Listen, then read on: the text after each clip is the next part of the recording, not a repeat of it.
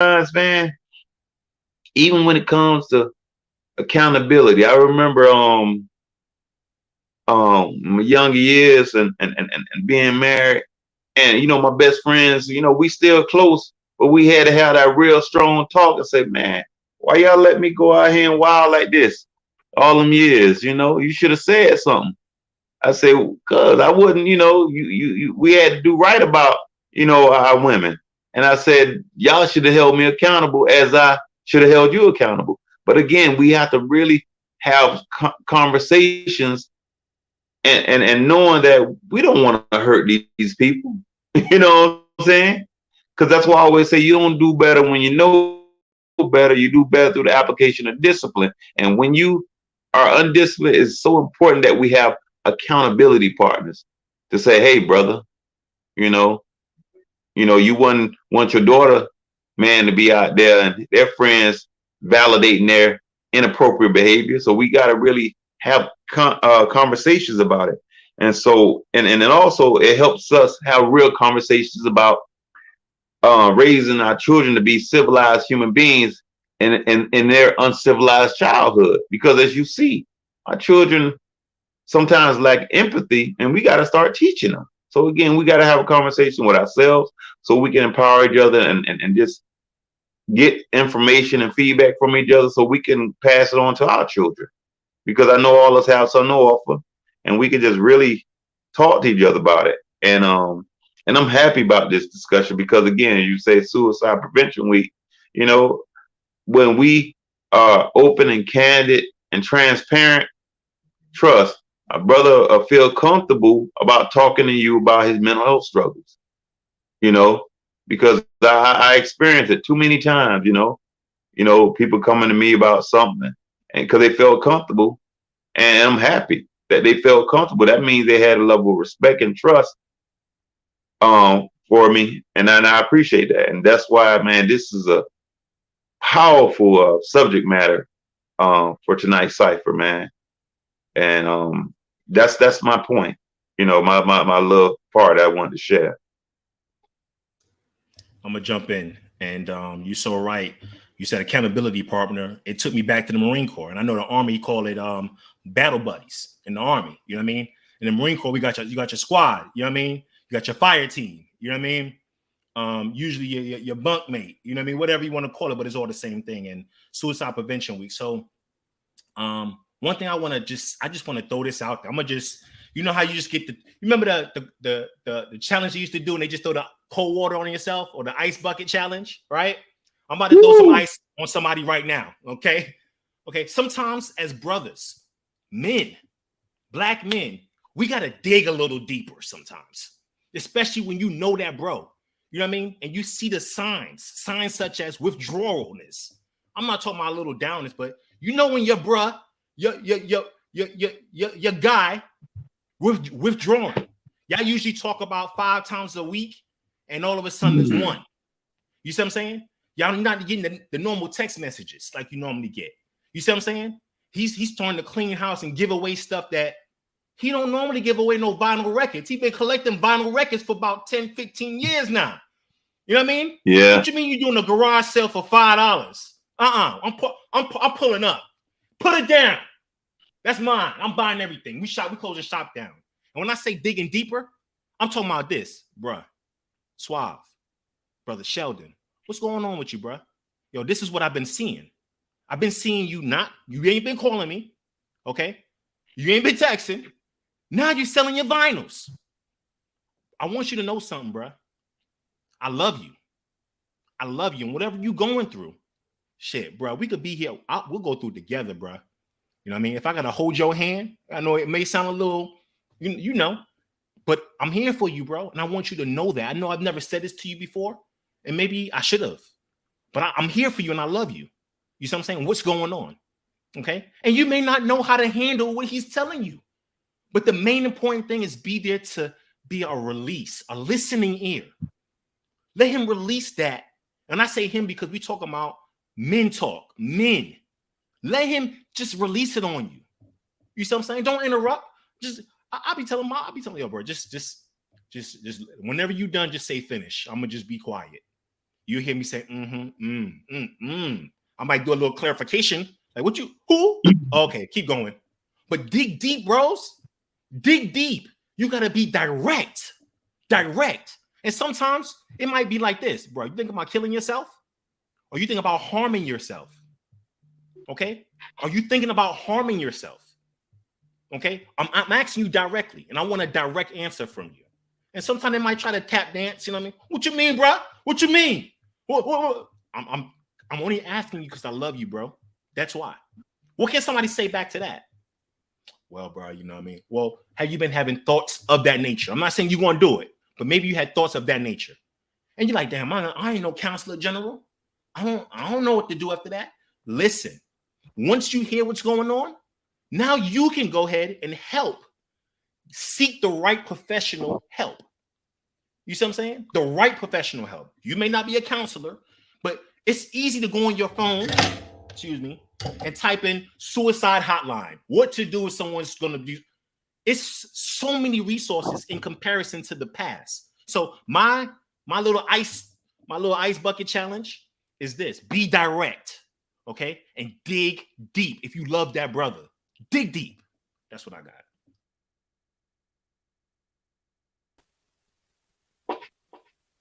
I agree with you both. I'm over here making some adjustments, guys. Wait a second here. But I agree. I agree with you both. That is a challenge. Hold on, somebody's microphone, or is it mine? Nope. There we go. But it is a challenge to be able to have conversations with brothers and they don't take it personally. And I believe that it is from life experiences, upbringing, that type of thing. Because if you are my dude, the way that we are in a cipher, I respect your opinion. I respect your view. I respect what you observe, because I am on the inside, and I am that guy that's been rolling by myself so long that fuck what anybody else think and say. That's just the mentality. But if you are my people, if you are my guy, if you are my brother, I'm gonna listen to you. And like you were saying, it's about digging deeper. It's about being honest more than anything else, though, and not taking things personally. And that's why it seems as though the trend is to believe the dream and not the truth these days, because people twist the truth for some reason. I mean, the truth has been skewed so greatly now. You don't know the difference between truth and lies, and then people expect you to believe the lies and accept it and run with it. We've seen that a lot in the past few years. We've seen that a lot. I mean, publicly seen it a lot. So the thing is like I said, we're in follow culture. So, there's a lot of individuals who follow what they see, and then they try to impose upon you for you to accept it too, regardless of whatever they say, how they say it, whatever they do, how they do it. They want it to be readily acceptable. So I think that engaging communication, effective communication, is important. And that's why whenever Brother Swab brought that up, I say, you know what, that's a great idea. And I think that, and I know that we're eventually going to go into, looking at economic things and having those type of conversations as well. But I think this is a great topic. This is a great topic because again, you talk to other brothers, and if you do be honest and don't tell them what they hear, they do take it personal. Like, you just hating. That comes out the mouth so quick now. Oh, you just hating. Oh, you an old dude. You don't know no better. That was back in the day. That was how long? That's way back in the day. Life though. Life. This movie called Life, it really don't change. It's just get new actors and actresses in it that replace the old ones. I mean, but the scenarios and everything has been repeated so many times in life. It's a broken record. It's no different, and you can't Google life experience. You can't Google that. You got to live it, and that's where our knowledge and our experiences in life come in handy, because you can learn from somebody else's mistakes. I don't care what nobody say. I've avoided quite a few things, but looking at the results of what other people done that didn't turn out so well. So I decided not to do it that way.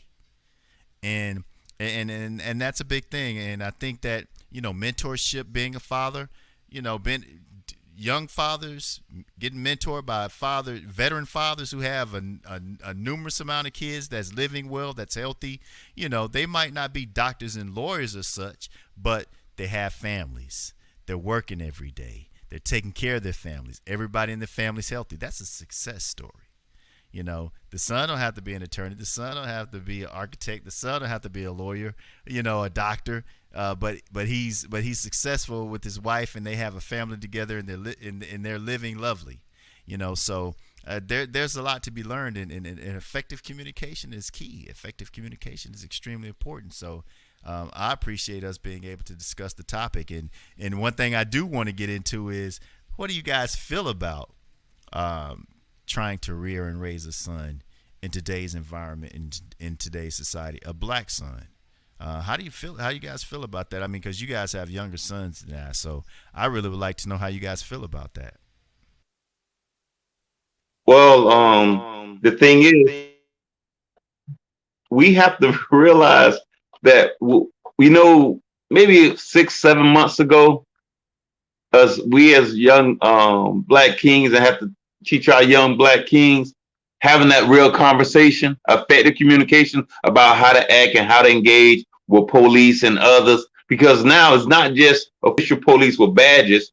You got the Karens out there who thinking they got this privilege to try to police us. You got the whatever opposite of Karens thinking they're the police. And so we have to have conversations with them, because at the end of the day, we got all these things against us and our children.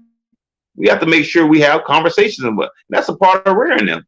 We're not trying to talk about pretending that racism don't exist. And the thing is, we have to deal with the realities of these scenarios. A lot of times going to be blown out of proportion, and we have to prepare them how to act and respond and behave.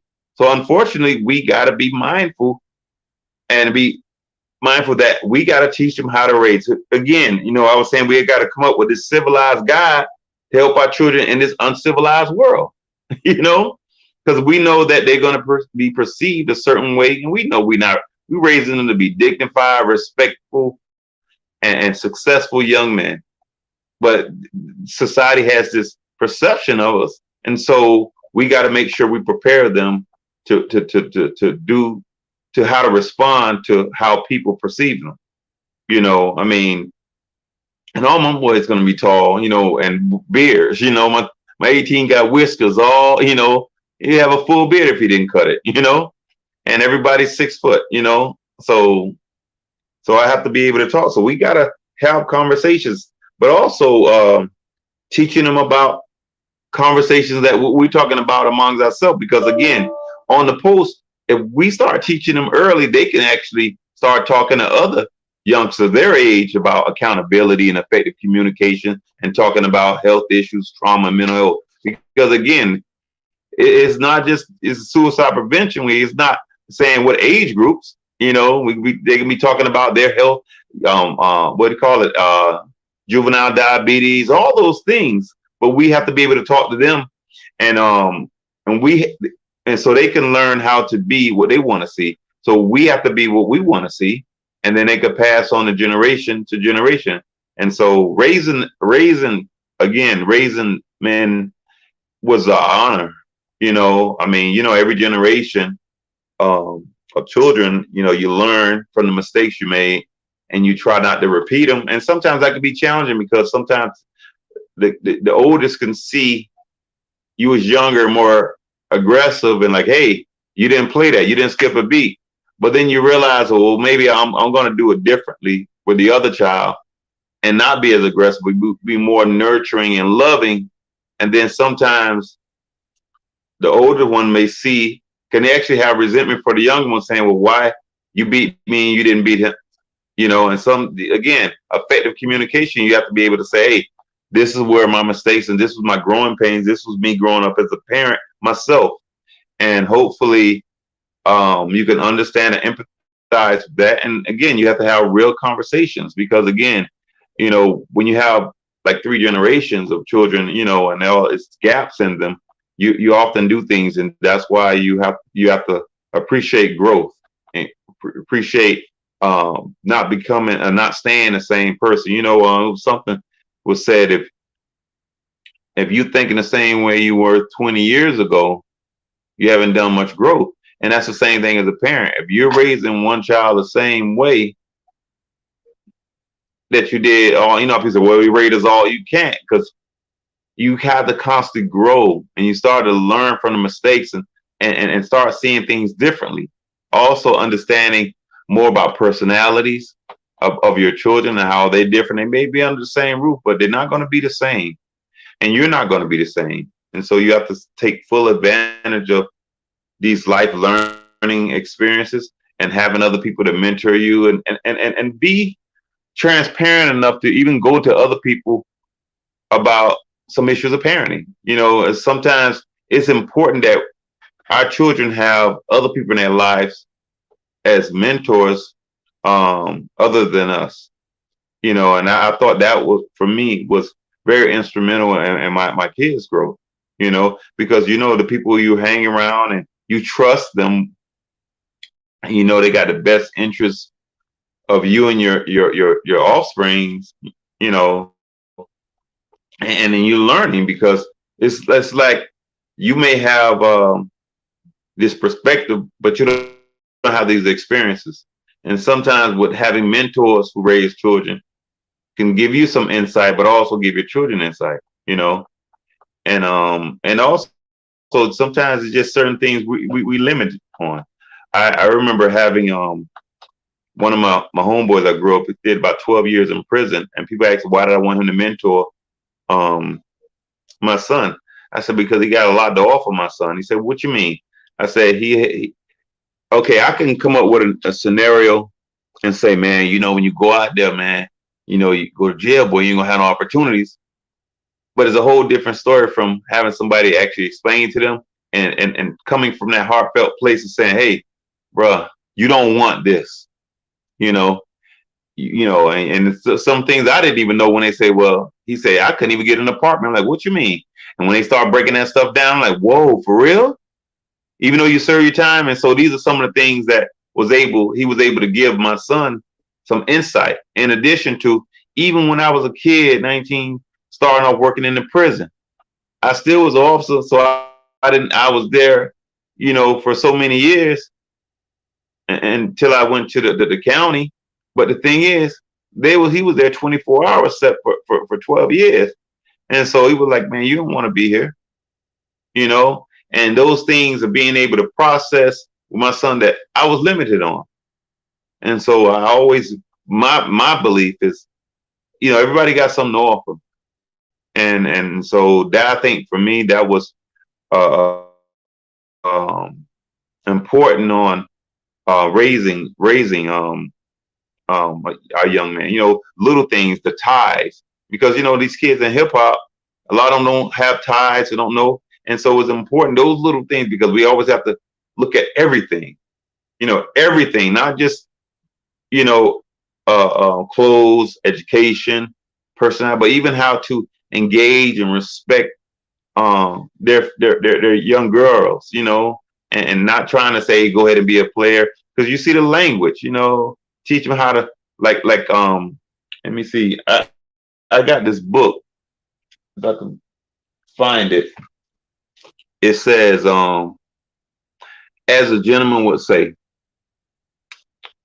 and it's basically talking about when raising our young kids and telling them what they say, because you know how sometimes you ever see when you walking by and a kid will just say anything and you're like, hey son, you don't talk to the little ladies like that, and it's like oblivious to what you're talking about. And so it's our obligation to talk to them, and that's part of raising them, you know, being proactive and say, hey, how to be respectful, teaching them about opening the door, teaching them how to be young gentlemen and young kings, because again, these little life lessons that we're teaching them, trust, is going to pay off, and they're going to stand apart from all these other people who weren't taught these things.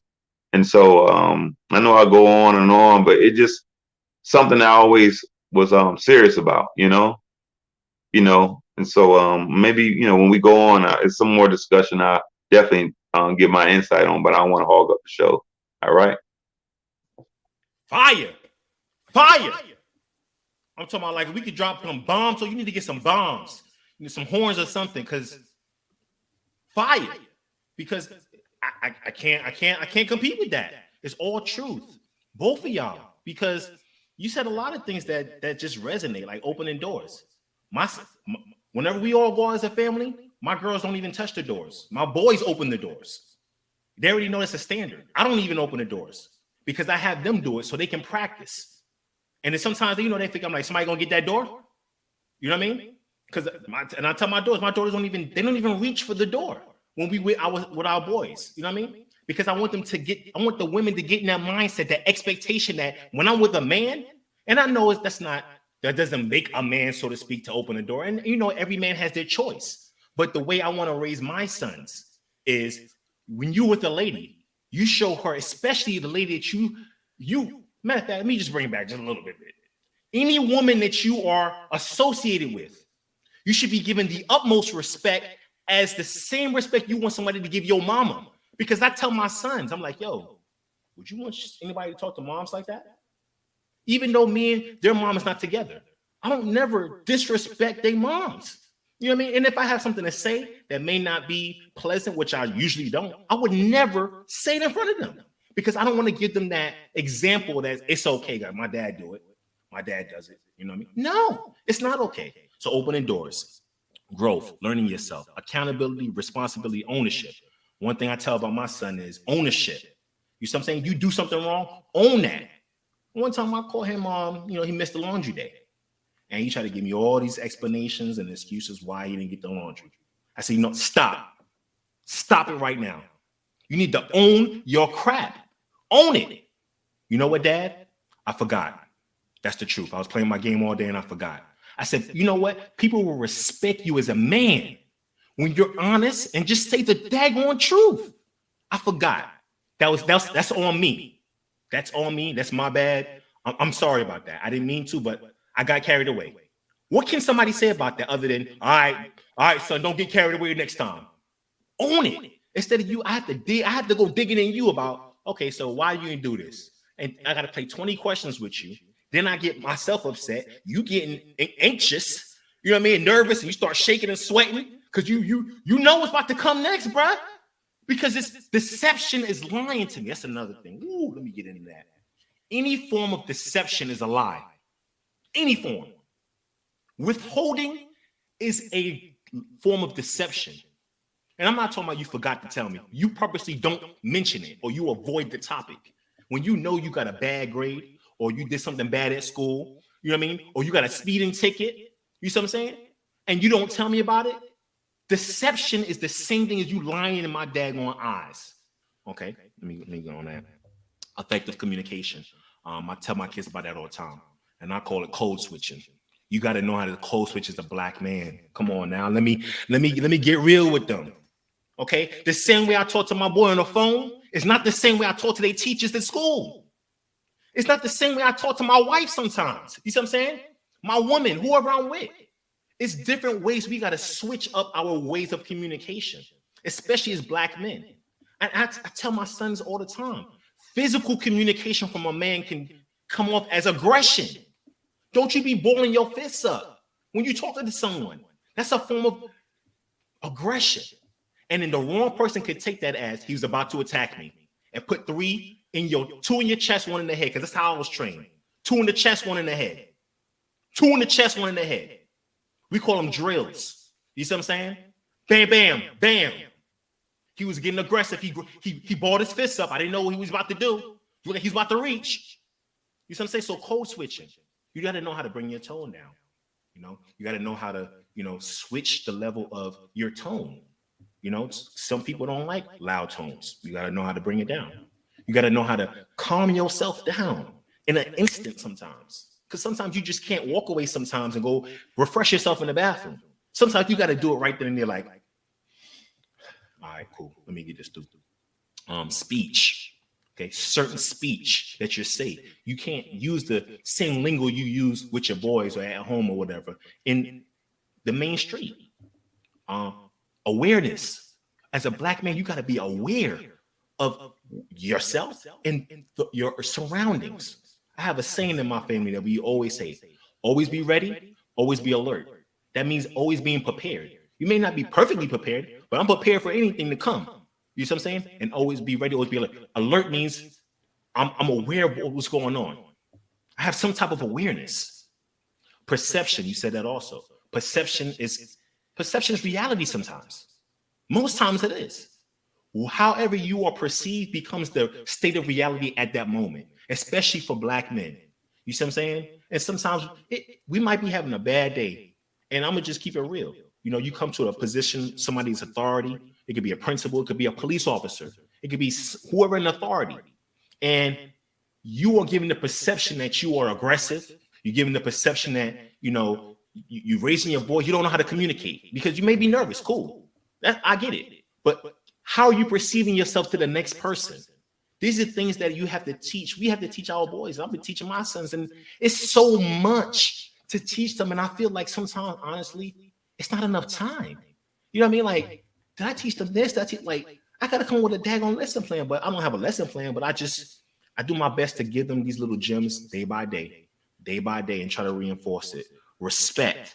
And respect is different levels of respect. You see what I'm saying? Different levels of respect. And most of all, respecting yourself. Because if you know how to respect yourself, you know how to give off respect to others. You know what I mean? So it's a lot. And I'll say this about raising black sons, because I have 3 sons. I have a 14-year-old, a 13-year-old, and a 5-year-old. And my girls, they're 18, 16, and 9. So raising black boys is an honor, first and foremost, like you said, Brother Swab. It's an honor because I feel like I've been gifted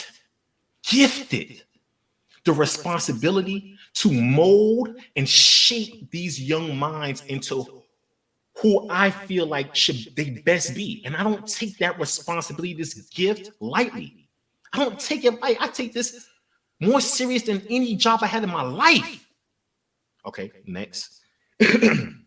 It's tough because there's going to be situations where I or you may not have encountered, or scenario is a little different. I was having a conversation with someone. I was talking to my mom. I'm like, the way I grew up is different from the way my kids grew up, and it's purposely done. I said because at least all the parents that I know, their goal is to ensure that their children do not live in the same or any close environment like they used to if it was bad.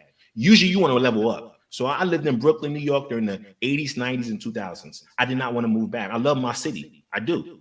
But I didn't want my kids to grow up fast. I want them to live in the country. We live in Georgia. They get on the yellow school bus. We didn't have yellow school bus up there. You know what I mean? And live as a child and a teenager, not as a young adult at 12, 13 years old. You know what I mean? And I think this might be the final one. Every child is different, just like a car.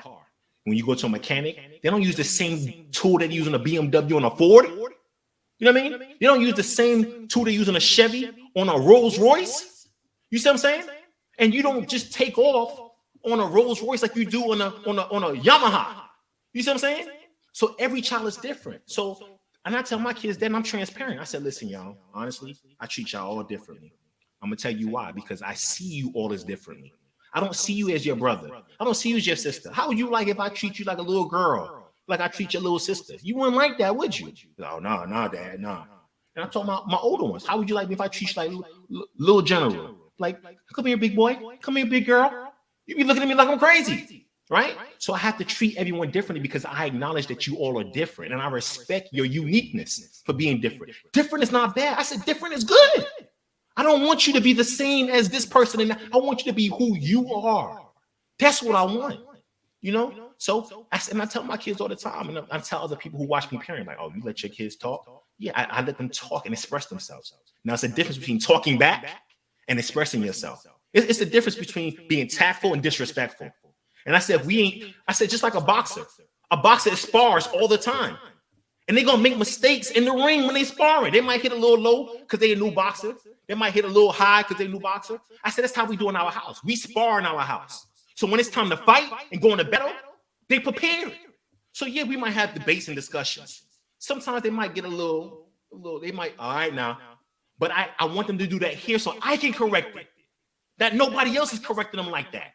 I can give them that, hey, you know what? I get what you're saying, but the way you said it sounded a little disrespectful. And I'm going to tell you why. Okay. So everything you said, Brother Sheldon, on point. I just want to just bring a little kind, a little, season on there. You know what I mean? So that's for me right there. I commend that, brother General, and that's just the old school Hey, way bro. of doing, well, the proper way of doing things.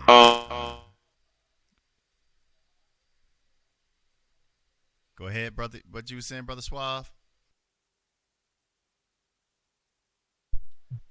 Oh, what I was saying, I wanted you to say, I just want to touch bases with him because this is one of the things about nurturing versus compliance. When he was saying just you let your children talk. First of all, if they can't talk to us, because we the first line of defense, so we need to be able to correct them and teach them diplomatic ways of communicating. Again, effective communicating. So if they step to us and talk to us in a way that could be possibly offensive to others, at least we there to respond. But if we shut them down and say they can't talk, we don't even know their skill level of communication. So it's important that we let them communicate and talk because we have to correct it. And if we don't correct it, they go out there misrepresenting themselves. The name may offend somebody, or like you were saying about having your fist. Kids be walking around with their fist, but if we don't have some basic diplomatic and respectful sparring match, won't see how our own children get mad and have their fists balled up. We'll be saying, hey, wait a minute. I notice every time me and you get into a match or get upset, you got your fist. Let me tell you something. Don't do that. And people see that as an act of aggression. And then they'll find some way to say they felt that you was getting ready to attack them. Or the authorities may say, hey, again, having these conversations and say, hey, man, they felt that, you are a weapon itself. So you got your fist back. That's a sign of aggression. So that's what I just wanted to say because the brother was on point, and so I just wanted to touch base before you go ahead.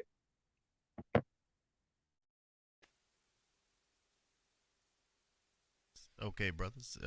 Yeah, I agree with you 100% as well. Because if they don't know, they wouldn't know how to react. And they wouldn't know how to interpret things. That's why I say the open line of communication that we have. And one thing you said, Brother Suave, about them being able to do it around us so we can be able to correct them in those situations. That's extremely important because whenever they go out there, they're not only disrespecting themselves, but they're also going to be a reflection of their household. That's one thing kids are. They're a reflection of their household. So if they go out there and it's a point that they are disrespectful, or if they do misinterpret, it's because that's the way it is in the house. If they do go out there and say something incorrect around an elderly individual, or or talk out of turn, and when I say out of turn, I'm not saying it as a point of they have to be in a certain space. Like when we were kids, you were to be seen and not heard. That's just what it was. Whenever adults come in the room, the kids get out the room.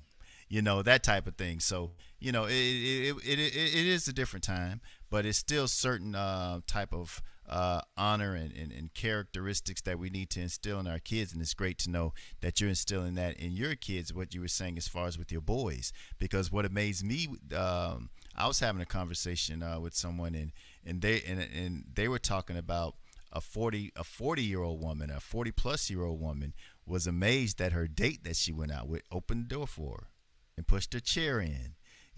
So that kind of set me aback. I'm like, really, in his 40s? But you know what? It's not anything strange because if they don't know, they just don't know. So that's why the peer group is important. That's why the parenting is important.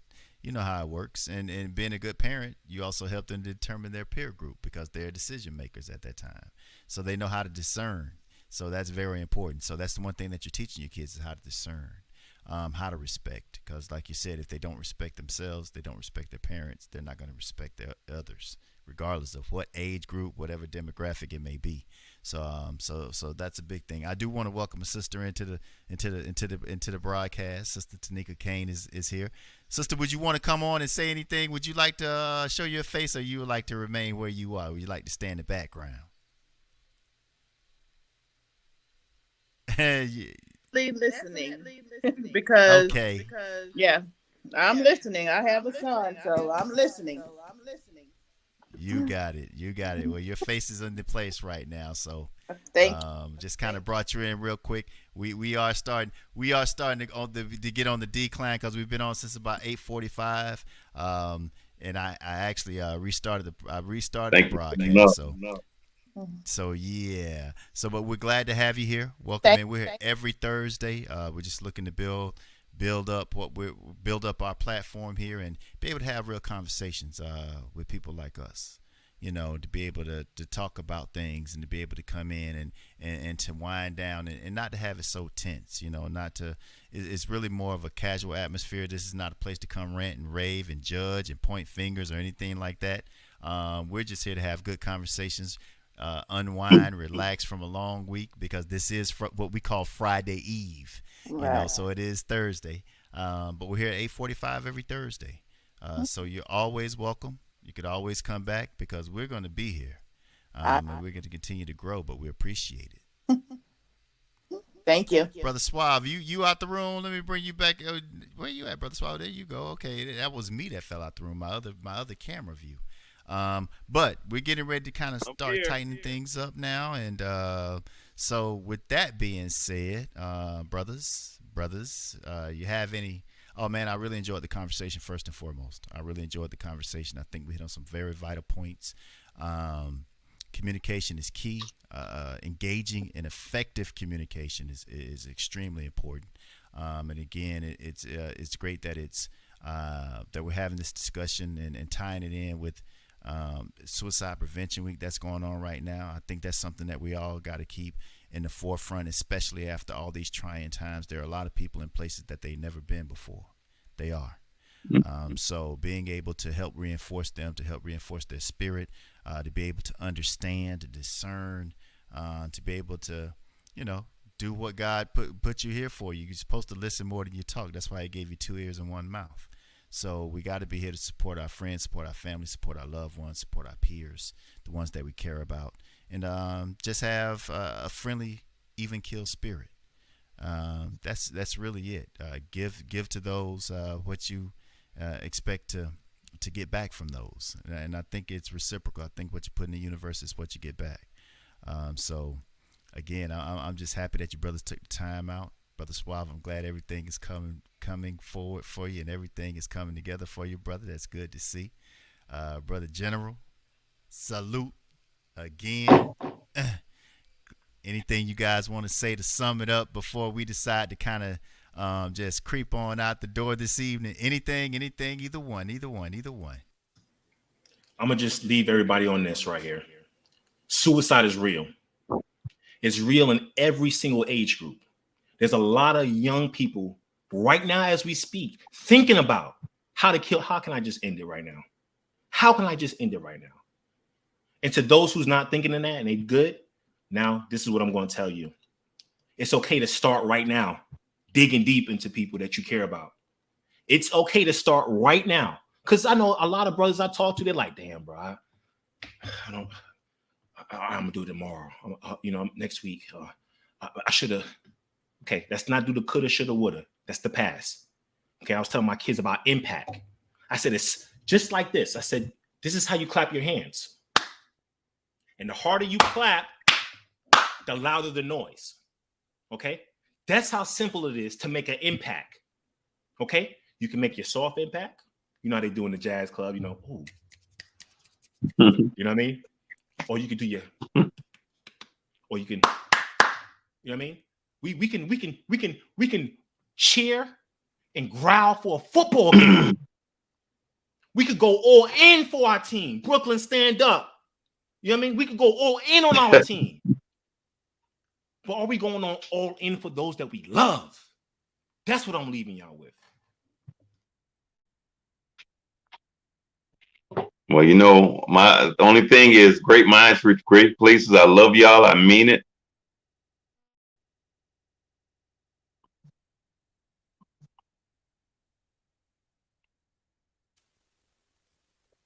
I appreciate that, gentlemen. Me and these mute buttons, man. I just have devices all over the place. I'm trying to just sink it in, But gentlemen, I appreciate you guys, man. It was a powerful topic that we talked about tonight, and we will continue to, contemplate on this stuff and move forward. And I'm sure that it's going to come up again in some of our future shows as well. But I really appreciate it. Again, I want to thank our amazing guest Tanika for dropping in and showing her face. We appreciate it. But I do want to thank you guys for your time, and I just want you guys to remain well. It's going to be a long week again this week, so you guys remain well.